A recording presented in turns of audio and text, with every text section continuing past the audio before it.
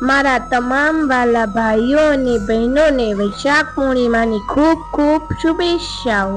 વર્ષ 2026ની આ પવિત્ર પૂનમ આપણા સૌના જીવનમાં નવી આશા અને સમૃદ્ધિ લઈને આવી છે। શાસ્ત્રોમાં વૈશાખ પૂનમનું મહત્વ અદકેરું છે, કારણ કે દિવસે ભગવાન વિષ્ણુ અને માતા લક્ષ્મીની અસીમ કૃપા વરસે છે।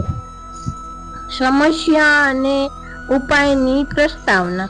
મિત્રો, આજે હું તમને એક એવા વિશેષ ઉપાય વિશે જણાવવા જઈ રહી છું જે અત્યંત સરળ છે, પણ તેનું ફળ બહુ મોટું છે। ઘણીવાર આપણને એવું લાગે છે કે આપણે મહેનત તો ખૂબ કરીએ છીએ, પણ ઘરમાં બરકત નથી આવતી